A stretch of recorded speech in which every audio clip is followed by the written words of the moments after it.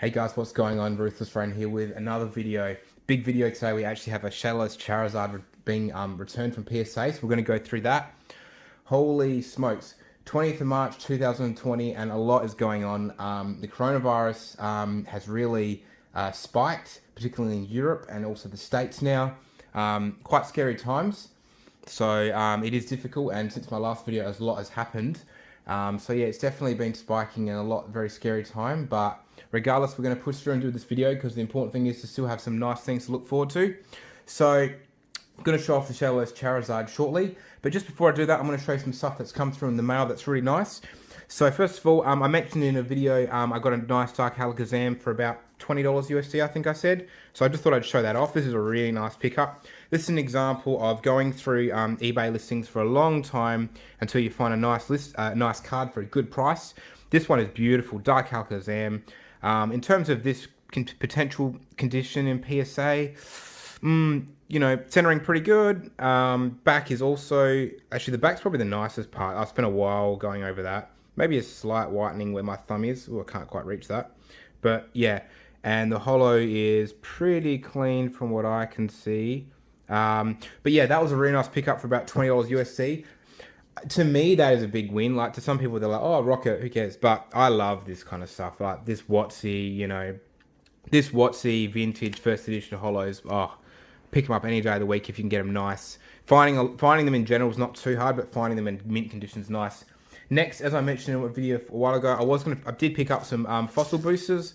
So this is the first edition boosters. Beautiful artwork. You got that classic, bone color style pack, and just fantastic first edition. It's just got so much nostalgia. So I did have the Aerodactyl, so I went ahead and picked up the Lapras and the Zapdos. So now we have a full artwork set. Fantastic. Originally my thoughts were to send these off to PSA, but gee, PSA, wow, a lot happening there. And to be perfectly frank, I was lucky as just to get my Shadowless Charizard back. With the whole coronavirus thing, PSA has, they suspended operations for a day, and then they reopened. They are obviously only acting on the advice given to them and based on policies, but it's pretty crazy. So I was lucky just to get the Shadowless Charizard back, and I wouldn't rush off to submit any of your PSA cards if you have any. So yeah, that's pretty interesting. Now, to go into another value thing I talked about, this is the 4 series range of cards. I picked up this nice Poliwrath.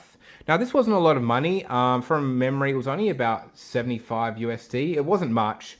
But this is an example of a card I thought where there's really strong value. So first of all, Shadowless, it's really been spiking my interest in the last few months. I really like Shadowless cards. I think they're just really fun to collect, and they got, you got that base set artwork and appeal, but then that Shadowless aspect, it just adds that like zing and like real collectability to it. This card in particular is really cool. I thought the cert number was really interesting. It's only got 4s and 2s in it, so it's 42 422244. I don't know. Some people will probably like, who cares, ruthless, boring. But I actually think that's really interesting. It's not like a rounded number or anything, like a milestone number, but I just thought that was kind of unique. And this card itself, so it's Poliwrath, so it's not the top tier, but beautiful card though. Like, if the centering's pretty nice, the back is so clean. Honestly, you could have your dinner off it. It is gorgeous.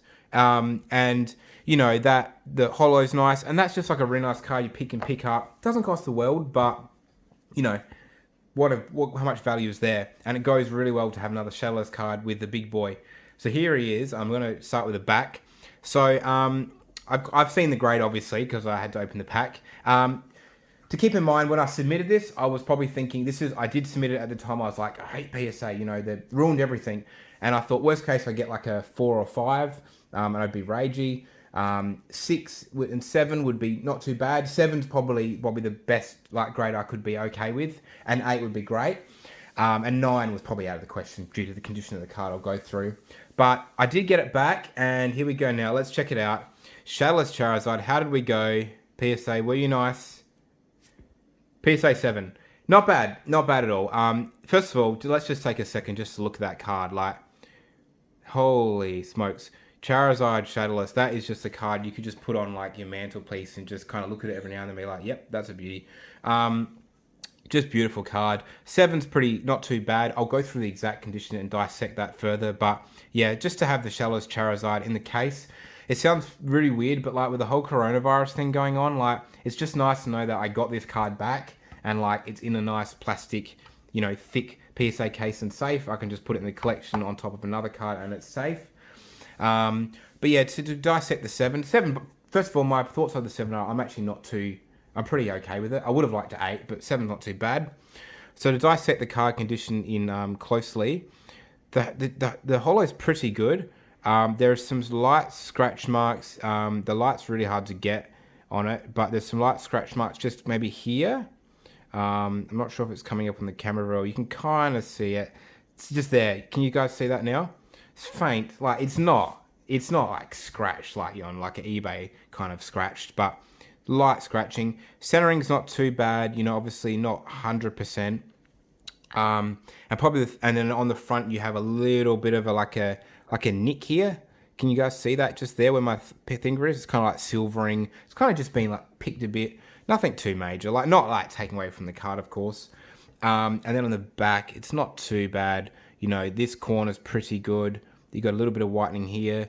That corner's just got a little bit. And then coming down, it's not too bad. And again, just little bits of whitening.